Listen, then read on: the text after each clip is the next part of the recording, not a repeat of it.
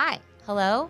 My name is Maris, and welcome to my show, Critical Root Zone, where we dig deep with inquiring minds to get to the root of sustainability, going below the surface to rebuild trust while supporting all voices on our journey to a climate-positive planet. And so my guest for this next series on energy is one of my favorite people to be around, Professor Dodd Galbreath. So Dodd has founded the Institute for Sustainable Practice and is the director of the graduate programs at Lipscomb University. And we're going to get to know a lot more about him and what he's done in maybe more than this, 37 years of sustainability. He'll let me know if this is the correct number of years, because I feel like his whole life has been dedicated to sustainability. And I'm just super excited to talk to him because we've been friends for a while, and it's fascinating, all of the conversations I've already had with him, and I'm pumped to do it on air.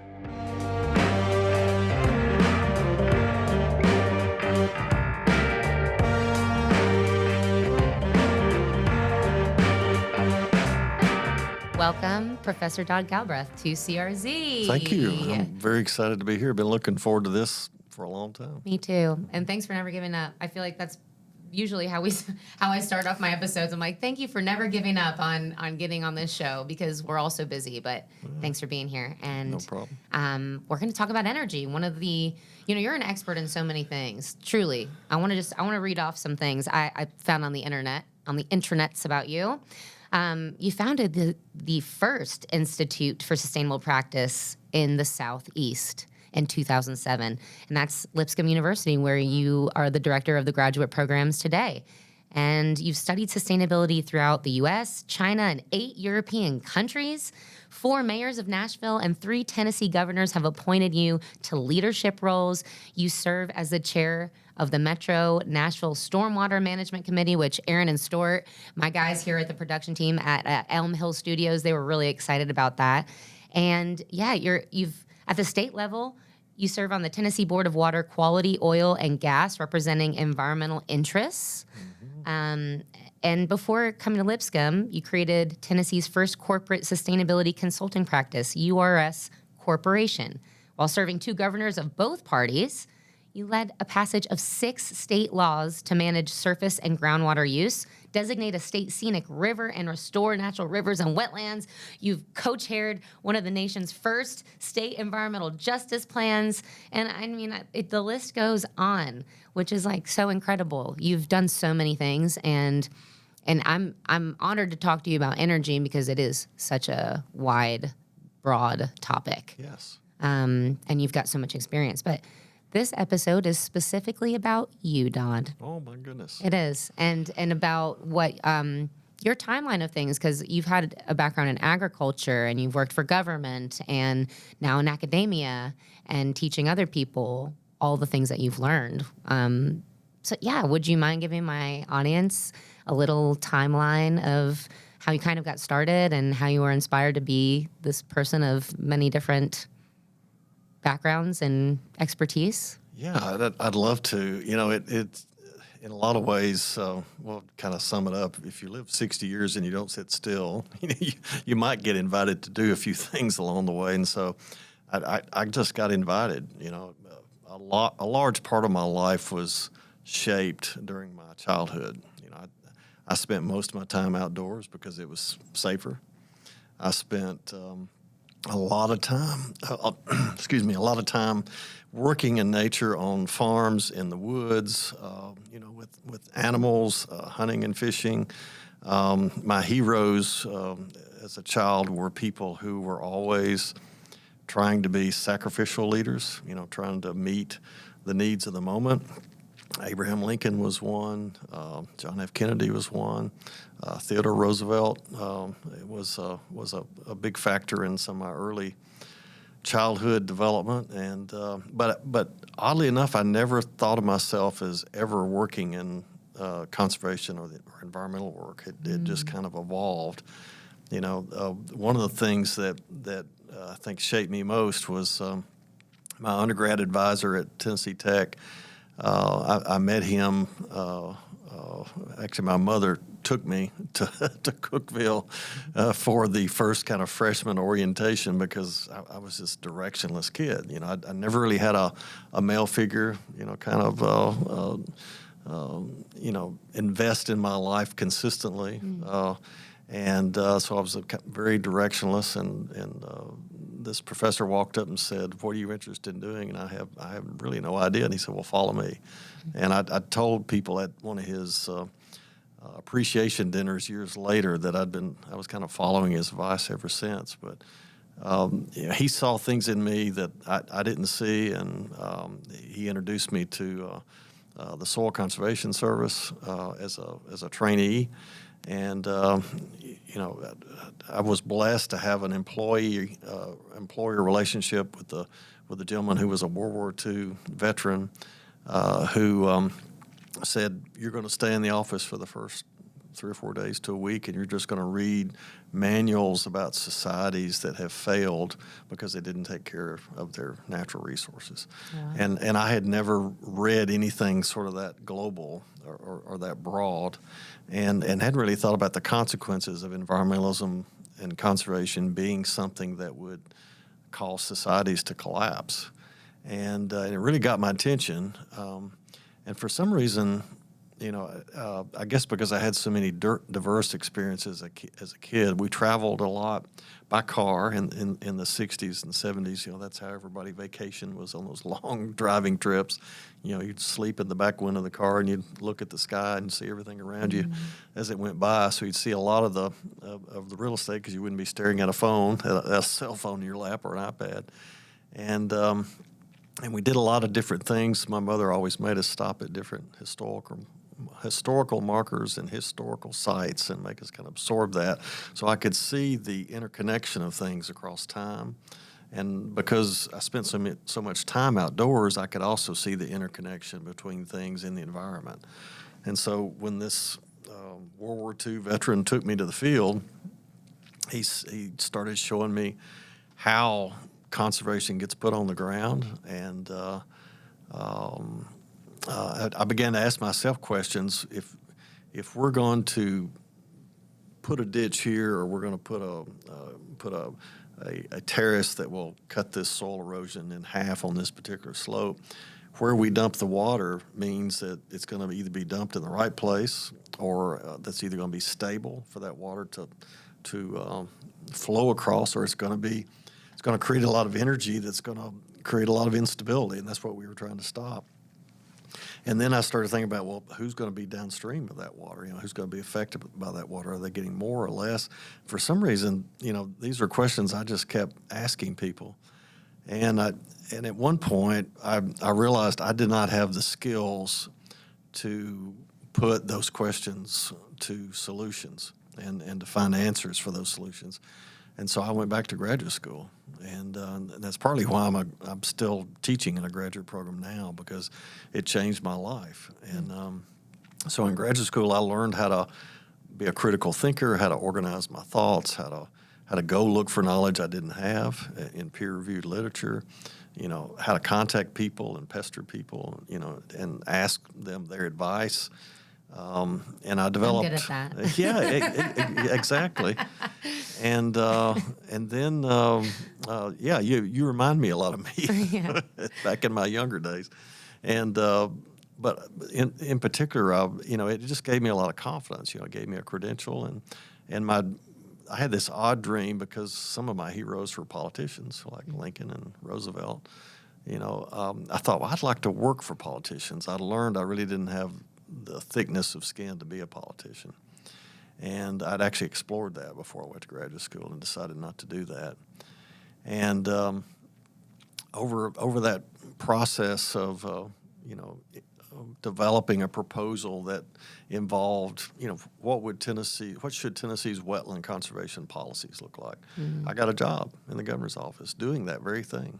Wow. And partly after giving a couple of talks and interacting with people who saw that my research work was related to something they had been working on for about 5 years, But oddly enough, I had also had experience with a Republican kind of Barry Goldwater uncle, father figure.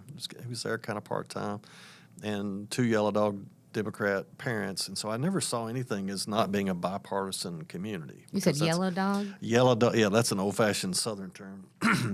Yellow dog Democrats are people who would vote for any Democrat, including a dog. Okay. that was the saying in those days. Very loyal Democrats is what it means. Okay. And so I never knew anything but a bipartisan, approach to things. And so I started with this Democratic governor, and I didn't have enough sense at the time to know not to go to work in the 8th year of a 2-term, term-limited governor. So I was only there a year. So when this Republican governor came in, his team, a member of his team, Leonard Bradley, bless his heart, and that's not the Southern phrase, bless their heart, that's the positive phrase, bless his heart. He blessed me, because he was a big fan of policy and planning, and he kept me on. Wow. And he introduced me to Governor Sundquist, and then later to Justin P. Wilson, who became Commissioner of Environment, and then who replaced Leonard as policy advisor, and then they introduced me to Milton Hamilton, who became Commissioner of the Environment, and he'd been a state senator for many, That's many for years. TDEC? With TDEC. And Milton had all these stories of all these old-time politicians and all these deal-making exercises that he had observed. And that's when we started passing all that legislation. And because of my planning background, we did the Environmental Justice Plan, and we did water infrastructure plans, and we ended up passing a law that kept Atlanta from stealing water out of the Tennessee River, which Atlanta's my hometown. So there's just all these crazy kind of connections. And then, graduate experience came out of, graduate teaching, and that whole experience came out of basically kind of a career collapse because, after working for a Democrat and then a Republican, a Democrat came in that didn't particularly have a good experience with the previous 2 governors because they both worked against his gubernatorial bid, Phil Bredesen. And so Phil Bredesen kind of wanted his own team. So I got kind of moved into a lower-level staff position. It was clear I wasn't going to be able to do what I used to do because of that political dynamic of just wanting your own team, Right. which is okay. And so I started looking for things to do because I like to work hard. And I started building rain gardens and started planting trees. Just started going back to basics. Yeah. Because at any time I think when life gets difficult, it really helps to go back to basics and just kind of regroup. And then a consulting firm called me, and then Lipscomb became one of my first clients. And then the president of Lipscomb said, "How would you like to teach people what you're doing in consulting?" And I've been at Lipscomb for 15 years. That is a very cool story, and I relate so much to back to the basics. Yeah. I think in all aspects of my life, that's what I've had to coach myself in those hard moments. Just keep it simple. Yeah. And I think that's a great thing to tie yourself to in the environment when things are just becoming confusing and overwhelming, and we're all talking about these different things that seem over our heads. Just go back to the basics. That's exactly right. Yeah, just go back to what you did well, at a time in your past. I knew that if I had, when I was a 20-year-old, I had to build ponds that would hold water year-round, for livestock, And when this whole rain garden and bioretention thing came out, I thought, well, surely I could build something that leaks. Because that's what it does, Yeah. And the hard work and the manual labor after being in a political world, wearing suits every day, going down the General Assembly on a fairly regular basis, and interacting with the media and doing all that intellectual work, it felt good again to get my hands dirty and to create things and to solve problems at a small, manageable scale, and it rejuvenated me, and it frankly kind of healed what felt like a traumatic experience at the time. Refreshed you, inspired you, put you back on the map.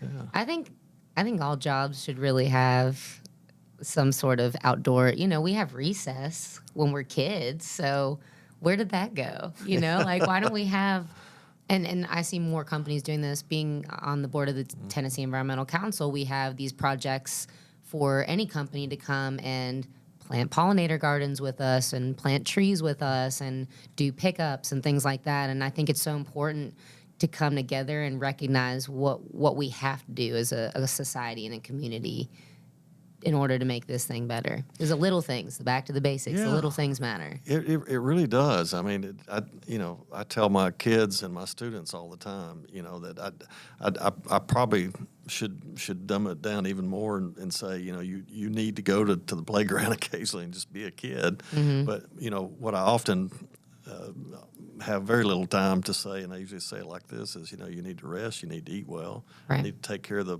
people around you and make sure that they understand why you're having to take all this time out away from them while you're in grad school. But those fundamental things, like the UCLA coach that coached all those great pro basketball players, I can't remember the guy's name, but he used to show his players how to put on socks.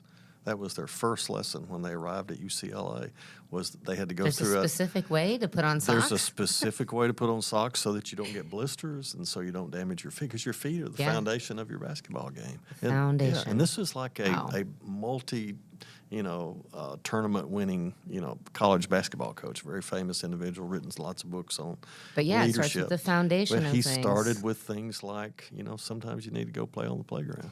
And what you said about getting rest and taking care of yourself, that all relates to something that I've been really researching more, is just I'm really fascinated with humans and their behavior and the way that they act in their lives and how it affects people around them and how it affects our scope of the environment and the planet.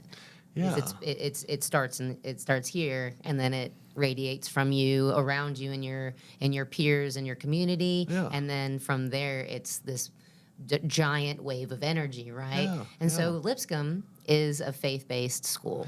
Yes. And I think that's really cool to talk about as well, because I've had a really interesting journey with faith. I was brought up Catholic, and I didn't feel really connected to God until just a few years ago.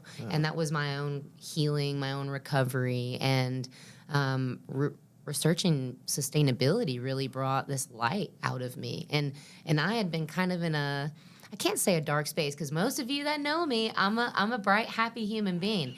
And I'm like everyone, though, we have our moments that, we think about, what are we doing? What is my purpose? Why am I here? And what is the purpose of any of this? And having faith, and then kind of playing into the energy idea, right? Everything is made up of energy. Yeah. And, we don't think about that on a regular basis. Yeah, and I think what you said at the beginning of those comments too really mattered, and that is that how we experience situations in human relationships could make such a big difference in how fast we solve problems and how fast we connect with each other, because most of the problems we experience today have to do with individually created outcomes that didn't connect well to the system, and so there's no way to solve them now without breaking down tribes and becoming one tribe. Yes, it's a really big thing. But going back to your faith question, at its fundamental level, Jesus's example as a human is really quite fascinating. The Bible says he was God, but he was also human, and he had to become human. He had to give up his God-like existence in order to walk with us and show us how to connect with each other, right, and how to love each other. And if you kind of tick off some of the more kind of commonly known behaviors, he always focused on people who were kind of hurting the most. He fed people who were hungry. He healed people who couldn't be healed. But he also cursed a fig tree, and he also turned tables upside down in the synagogues where money changers were taking advantage of a healing environment to make profit.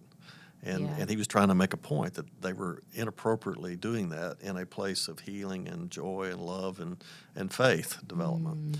And then he lived a short sacrificial life. Suppose he only lived about 33 years or so, 32 years, whatever that number is. And in the process of living out sort of Old Testament, ceremonial sacrifice. He was treated very badly by being crucified on the cross, but he overcame it.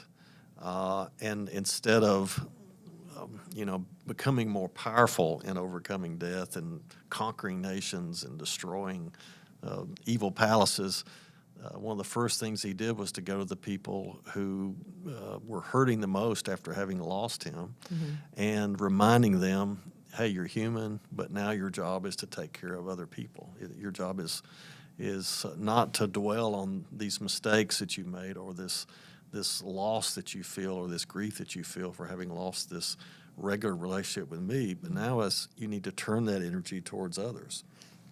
And so, it's really hard for most human institutions to do that well. Yeah, yeah. And because we're much more human than his human form was, we're going to mess that up even more. Greed or fear or past traumas, that are informing our current behaviors are going to, make a perfect approach towards dealing with each other a lot less perfect than it should be. Right. And so, one of the things that sustainability, I think, does really well at Lipscomb is kind of go back to those basics. It's a complete problem solving. It's one tribe instead of individual tribes fighting with each other.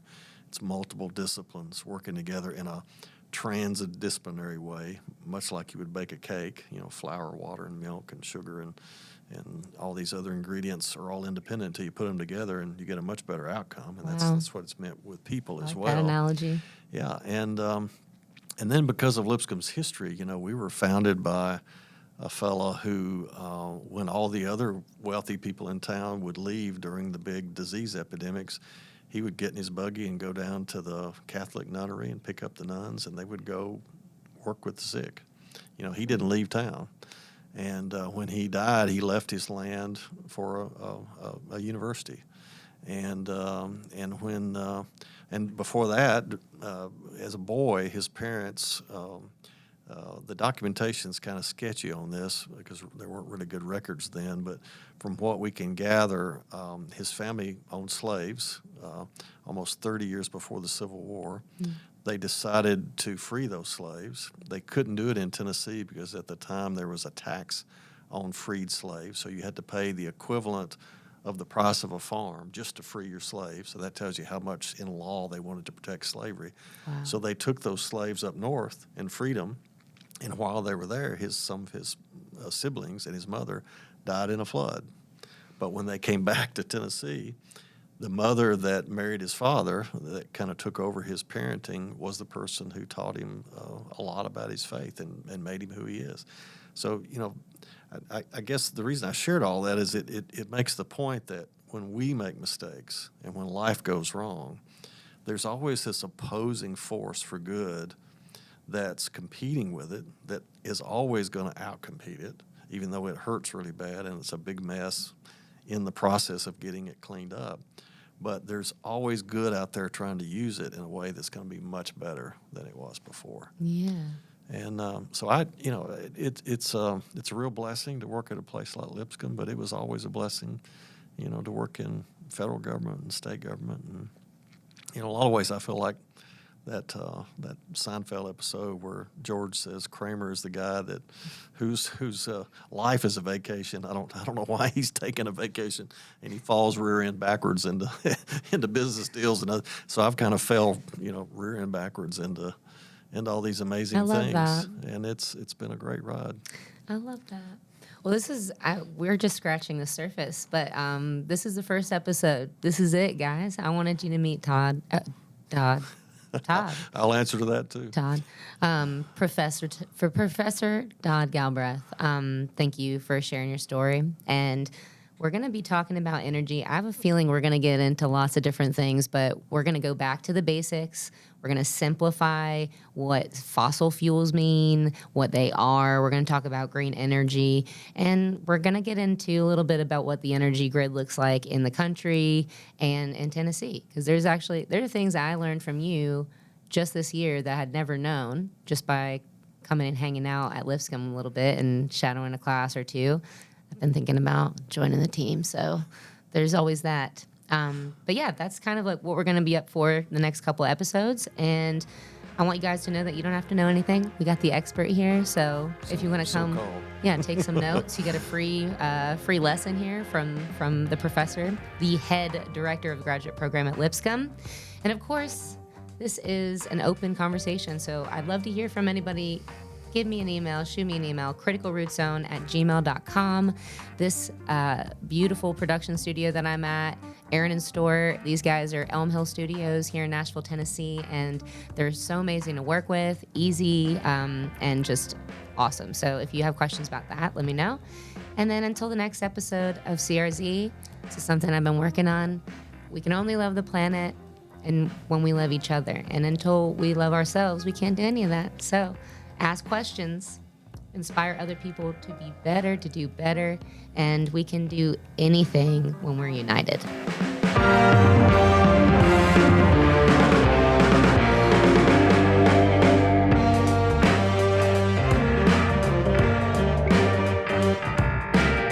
Thank you for listening to Critical Root Zone.